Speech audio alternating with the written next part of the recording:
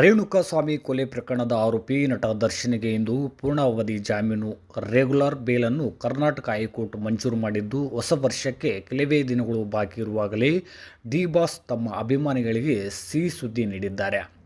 ಜೈಲಿನಲ್ಲಿ ಬೆನ್ನು ನೋವಿನ ಸಮಸ್ಯೆಯಿಂದ ಬಳಲಿದ ದರ್ಶನ್ಗೆ ಸರ್ಜರಿ ಅಗತ್ಯವಿದೆ ಎಂದು ಅವರ ಪರ ಹಿರಿಯ ವಕೀಲರಾದ ಸಿ.ಬಿ. ನಾಗೇಶ್ ಅವರು ದರ್ಶನ್ಗೆ ಮಧ್ಯಂತರ ಜಾಮೀನು ಕೊಡಿಸುವಲ್ಲಿ ಯಶಸ್ವಿಯಾಗಿದ್ದರು. ಇದಾದ ಬಳಿಕ ದರ್ಶನ್ಗೆ ಪೂರ್ಣಾವಧಿ ಜಾಮೀನು ಸಹ ಸಿಕ್ಕಿದೆ.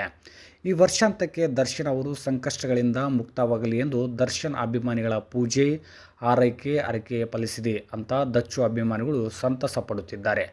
ಬಳ್ಳಾರಿ ಜೈಲಿನಲ್ಲಿದ್ದಾಗ ದರ್ಶನ್ ಅವರು ಅಭಿಮಾನಿಗಳಿಗೆ ಎದೆಮುಟ್ಟಿ ಸನ್ನೆ ಮಾಡುವ ಮೂಲಕ ಬೇಗ ಸಿಹಿ ಸುದ್ದಿ ನೀಡುವೆ ಅಂತ ಸಂದೇಶ ನೀಡಿದ್ದು ಇದೇನಾ ಎಂದು ಫ್ಯಾನ್ಸ್ ಇದೀಗ ಮೆಲುಕು ಹಾಕುತ್ತಿದ್ದಾರೆ.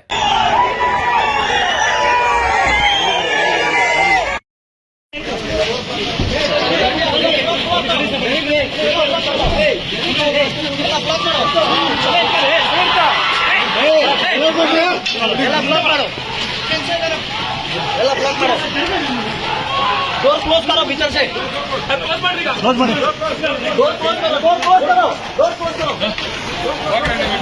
डोर क्लोज करो भीतर से डोर क्लोज कर देगा डोर क्लोज